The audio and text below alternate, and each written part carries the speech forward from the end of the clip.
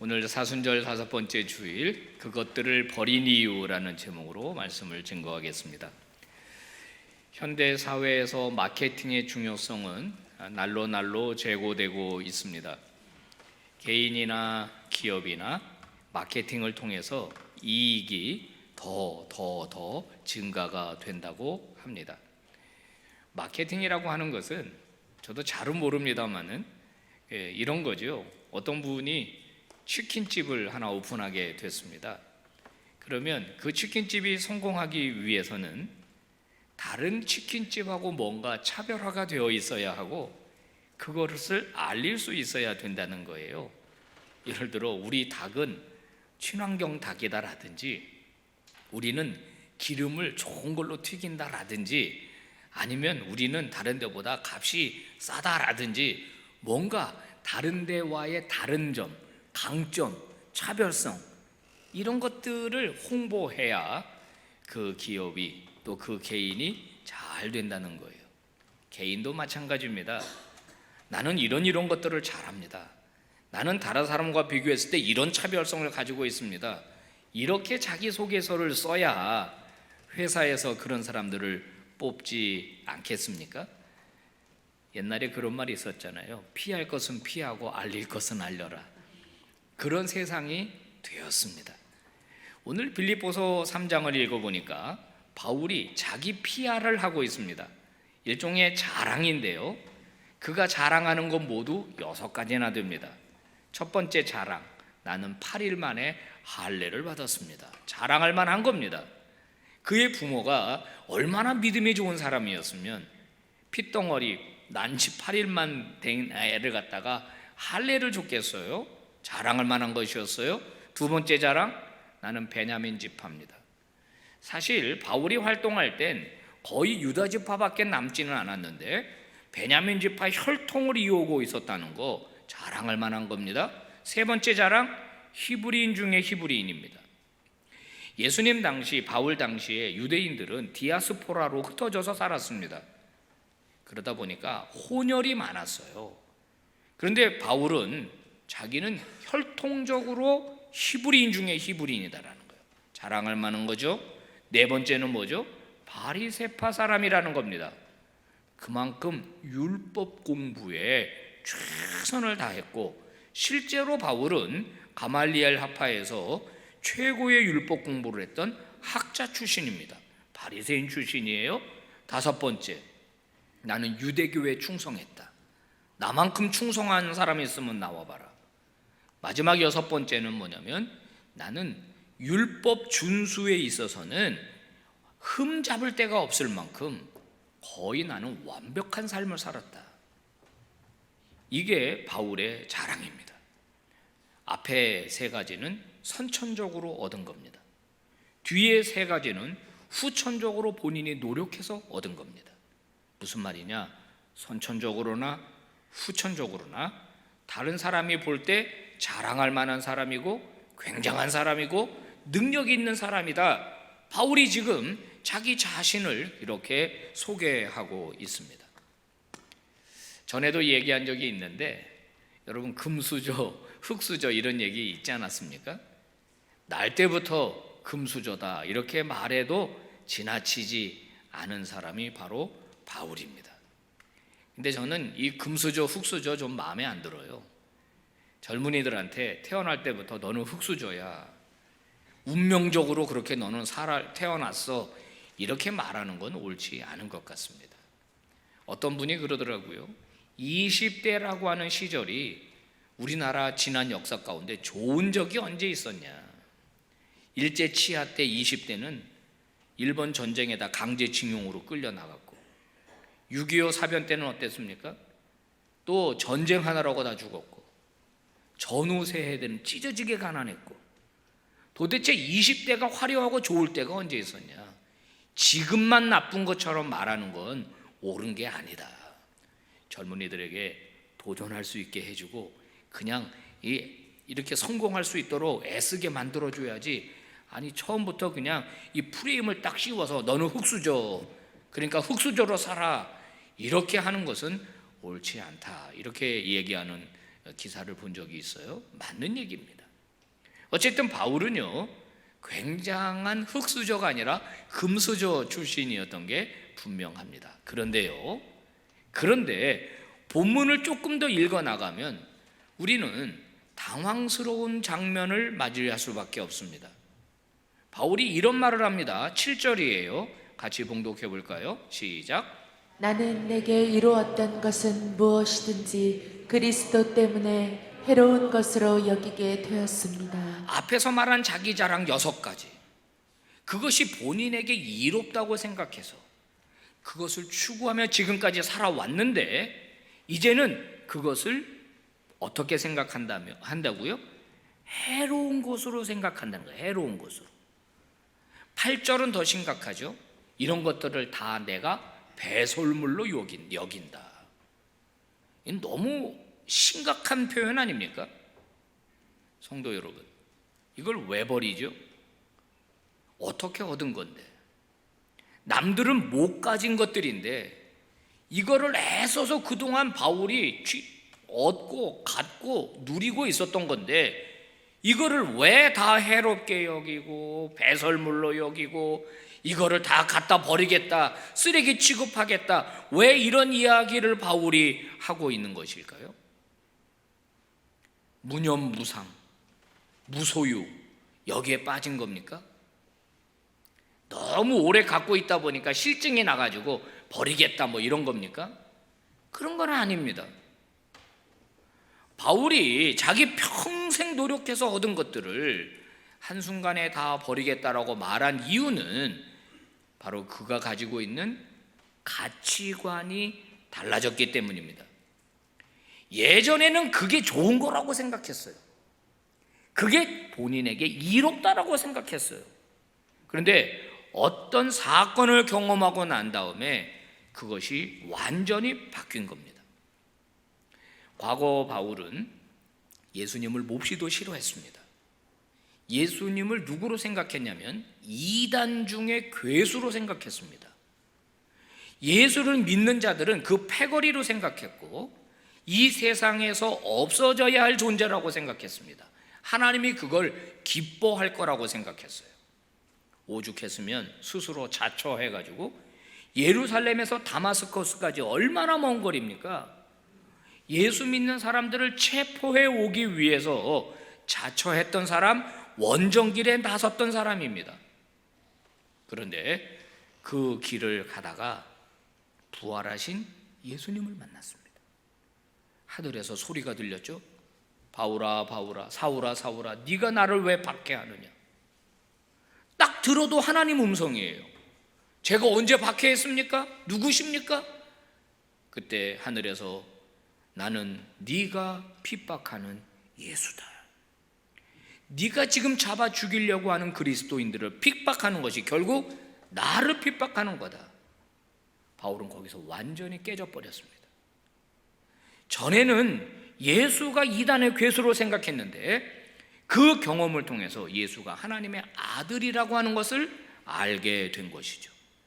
일대 변혁적 사건이 그 안에서 일어나게 된 것입니다. 그 이후 바울의 인생은 완전히 바뀌었습니다. 완전히 달라졌습니다. 그가 가지고 있는 가치의 기준이 완전히 새롭게 되는 역사가 일어난 것이죠. 오늘 본문에서도 얘기했지만 바울은 그동안 율법에서 정하는 이 기준들, 율법 조항들을 성실하게 지키면 하나님으로부터 의롭다라고 인정받을 걸로 생각했습니다. 즉 행위를 통한 의롭다라고 인정받는 것. 그런데 예수님을 만나고 난 다음에 그것이 잘못됐다는 걸 알았죠. 예수 그리스도께서 인류를 대신해서 하나님의 진노를 받아 인간의 모든 죄를 해결하셨기 때문에 이제는 그 아들 예수 그리스도를 믿고 자신의 구주로 받아들여야만 하나님께서 그 사람을 의롭다라고 인정해 준다는 사실을 깨닫게 된 겁니다. 행위를 통한 구원이 아니라 믿음을 통한 구원, 믿음으로 의롭게 된다는 사실을 알게 되면서 바울의 가치 기준이 완전히 뒤바뀌어 버린 것이죠. 어느 집에 가면은 애들이 옛날에 갖고 놀았던 장난감들을 모아서 창고에 이렇게 박스에 담아 놓는 집들이 있습니다. 옛날에 애들이 그렇게 좋아했던 장난감, 애들이 좋아하는 장난감들이 있죠. 레고를 좋아할 때는 뭐 한창 레고 좋아합니다. 마트에 가면은 레고 파는 앞에 서가지고 하나 사달라고 엄마가 뭐라 그러죠? 집에 있잖아. 그러면 애는 또 뭐라 그러죠? 이거 집에 있는 거랑 달라. 팽이 또 사달라고 그러는데 팽이 집에 몇 개 있는데 이거는 신제품이야 막 그래. 근데 나이가 지나고 나니까 안 갖고 놀아요. 왜 그런 거죠? 아예 가치 기준이 달라진 거예요. 즐거움의 기준이 달라진 거예요. 그러니까 더 이상 갖고 놀지 않죠. 제가 잘 아는 청년이 있습니다. 군대 가기 전에 일본 라면집에서 아르바이트를 했습니다. 쉬는 시간에 그 같이 아르바이트하는 형들이랑 밖에 나왔는데 담배를 이렇게 피우더라는 거예요. 야, 너 담배 한 대 필래? 저 담배 안 피는데요. 그래? 야, 끝나고 소주 한잔 하자. 저 술 안 먹는데요. 너 클럽 가봤어? 안 가봤는데요. 너 교회 다니냐? 네, 저 교회 다녀요. 너 무슨 재미로 사냐? 즐거움의 기준이 다른 거죠. 기쁨의 기준이 다른 겁니다. 술을 마시지 않아도, 클럽에 가지 않아도 얼마든지 즐겁고 얼마든지 행복한 거예요. 전에는 술 많이 마시고 술 친구들이랑 이렇게 놀던 분들이 있습니다. 그런 분 중에 예수를 영접하고 난 다음에 하는 고백을 제가 진짜로 들어본 적이 있습니다. 저한테 그럽니다. 목사님, 제가 옛날에 그런 걸 왜 그렇게 좋아했나 모르겠어요. 이제는 더 이상 재밌지가 않아요. 더 이상 즐겁지가 않아요. 그는 예수 안에서 새로운 가치 기준을 발견했죠. 여러분, 이분이 누군지 아십니까? 연세대학교 명예 철학 박사, 바로 김형석 교수입니다. 이분이 많은 데 가서 강연을 하고 계시죠. 100세 인생 하는데 100세가 넘어도 이분만큼 정정한 분이 거의 없는 것 같습니다. 지팡이도 안 짚으신다고 그래요. 자, 여기서 우리 어르신들 잘 들으세요. 지팡이를 안 짚는 것만이 능사는 아닙니다. 필요하신 분들은 꼭 지팡이를 짚으셔야 돼요. 제가 목회하면서 권사님 제발 지팡이 좀 짚으세요. 왜 이렇게 맨날 넘어져요, 권사님? 나한테 속으로 그래. 목사님 쪽팔려요. 그러다가 병원에 들어간다고 못 나온다고요. 하여튼간 지팡이 필요한 분들은 지팡이 짚으셔야 돼요. 꼭 지팡이가 정 뭐하면 우산이라도 짚고 다니셔야지. 정말입니다. 부탁드립니다. 그건 쪽팔린 게 아니에요. 뭐 어쨌든 기자가 이분에게 물었습니다. 어떻게 하면 행복할 수 있는 겁니까? 100년을 살아보시니까 지혜를 좀 가르쳐 주십시오. 근데 이분이 인간이 행복하려면 만족을 얻어야 됩니다. 이렇게 말했어요. 만족. 맞죠? 인간은 만족하면 행복해요. 여러분, 배부르고 만족하면 행복하잖아요. 근데 이분이 중요한 이야기를 합니다. 이 만족은 어디서 오느냐? 정신적 가치를 알 때 만족이 옵니다. 그런데 대부분의 사람들은 정신적 가치가 없고 물질적 가치에 매몰되어 있어서 만족을 모르고 그래서 행복을 모릅니다. 중요한 얘기입니다. 물질적 가치관을 갖고 있으면요, 만족이 없습니다. 돈을 충분히 번 것 같은데 더 많이 괜찮은 집에서 사시는 것 같은데 더 좋은 집, 더 좋은 차, 만족이 없어요. 물질적 가치관에 매몰되어 있기 때문입니다.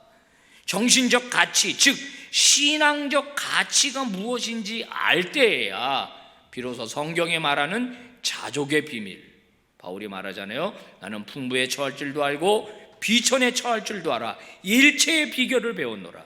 내게 능력 주시는 자 안에서 내가 모든 것을 할 수 있느니라. 그러니까 성도 여러분, 어떤 가치관을 가지고 살아가느냐가 중요한 겁니다. 나는 아직도 물질적 가치관에 머물러 있는 사람이냐, 아니면 나는 신앙적 가치관에 머물러 있는 사람이냐, 오늘 스스로를 좀 돌아보실 수 있기를 바랍니다. 예수님이 공생의 사역을 하실 때 한 젊은이가 찾아왔습니다. 성경은 이 젊은이에 대하여 이렇게 소개하죠. 그는 부자였다. 젊은 친구가 어떻게 그렇게 돈을 많이 벌었을까요? 거기다가 이 청년은, 이 젊은이는 관원이었다고 말하고 있습니다. 명예까지 얻었습니다. 남들이 오르지 못하는 지점에 젊을 때 이미 올라갔습니다. 근데 이 친구에게 행복이 없었어요. 만족이 없었어요.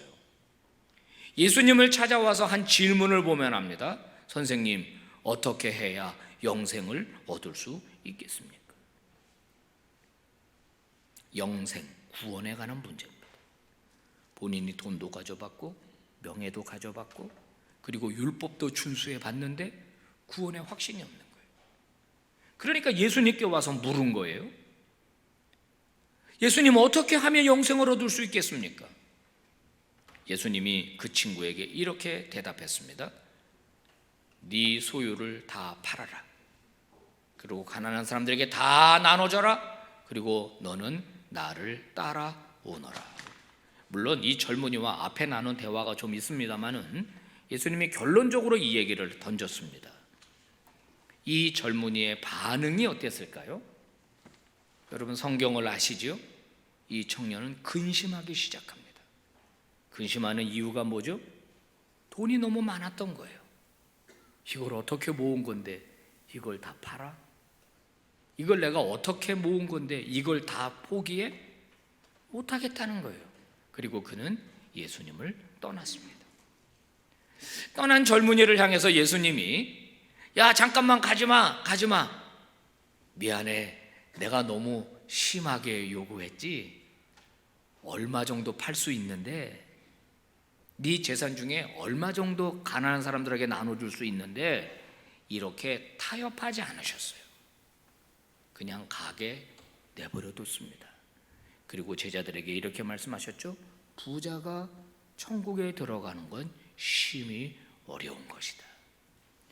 여러분, 이 말씀을 오해하지 마십시오.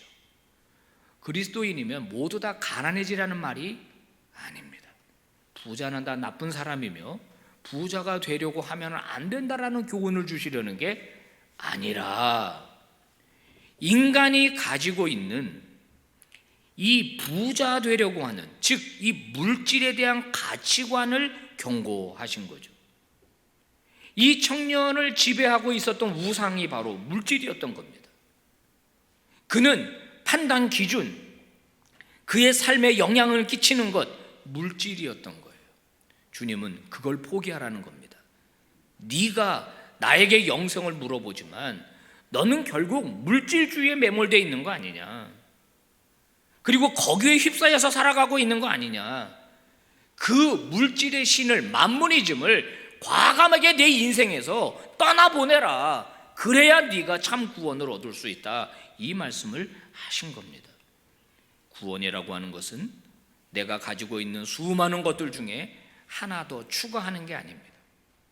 하나 더 얹어놓는 게 아닙니다. 영생이란, 구원이란 예수 그리스도를 내 인생의 주인으로 모셔드리는 겁니다. 아멘입니까? 예수 그리스도로 모셔드리면 그 예수 그리스도에 대하여 절대적 가치를 부여하겠다는 거예요. 나머지에겐 다 상대적 가치입니다. 그런데 물질도 필요하고 명예도 필요하고 지식도 필요하고 예수도 필요하다라고 하는 것은 예수를 다른 것과 동등한 위치에 두겠다는 거예요. 가치에 상대화시키겠다는 겁니다. 구원도 받고 싶고 평안도 좀 얻고 싶고 죽은 다음에 천국도 가고 싶은데 예수님이 내 인생의 유일한 주님입니다라고 고백하기는 싫다는 거거든요. 주 예수보다 더 귀한 것은 없네. 예수 밖에는 없네. 이 찬양이, 이 찬송이 실제로 저와 여러분의 고백이 되어야 합니다. 팀 켈러 목사님이 설교라는 책에서 첫 목회지에서 만났던 10대 소녀에 대하여 이야기한 적이 있습니다. 이 10대 소녀가 목사님에게 이렇게 말했다는 거예요. 목사님, 저는 예수님이 저를 사랑한다는 걸 너무나 잘 알고 있습니다. 예수님이 날 위해 십자가 지셨다는 것도 너무 잘 알고 있습니다. 아멘입니다. 내가 죽은 다음에 저 천국에 나를 인도할 것도 저는 너무 잘 알고 있습니다. 그런데요, 학교에 가면 남자애들이 나한테 아무도 눈길을 주지 않는데 그게 다 무슨 소용이죠?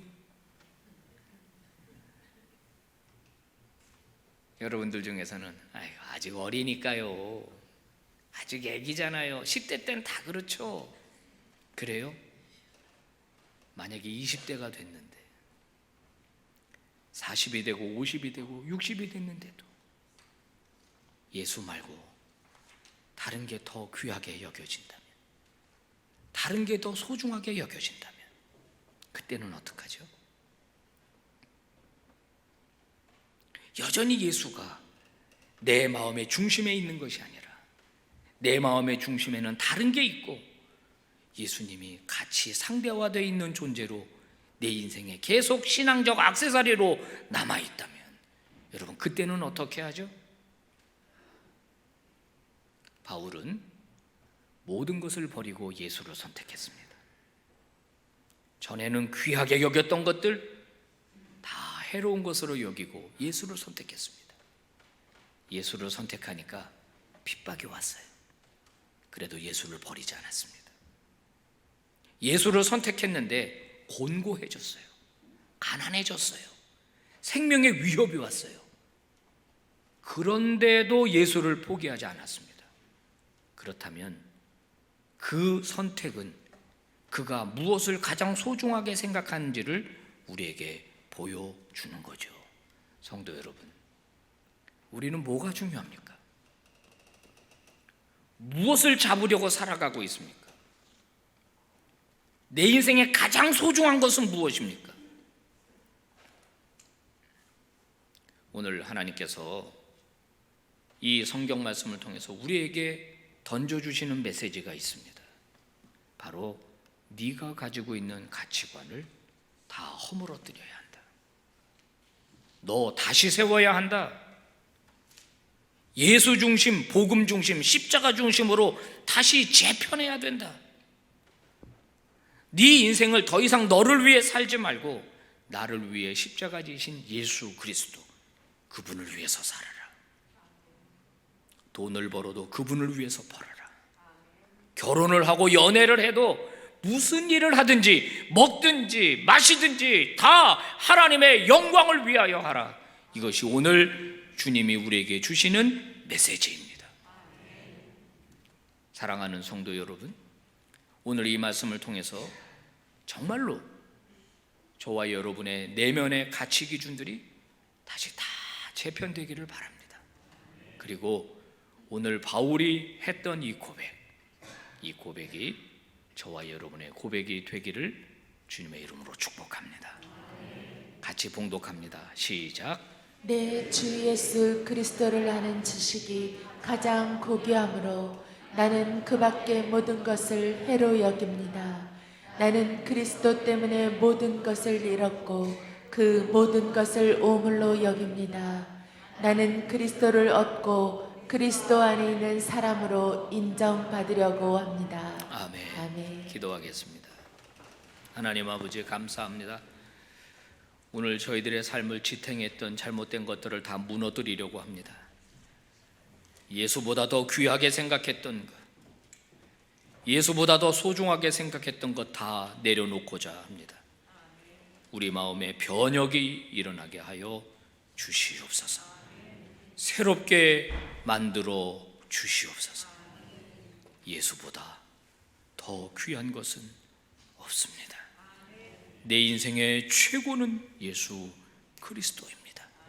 먹든지 마시든지 주님의 영광을 위해 살겠습니다. 동일한 고백으로 하나님께 영광 돌리는 우리 교우들 다 되게 하여 주시옵소서. 예수님 이름으로 기도 올리옵나이다. 아멘.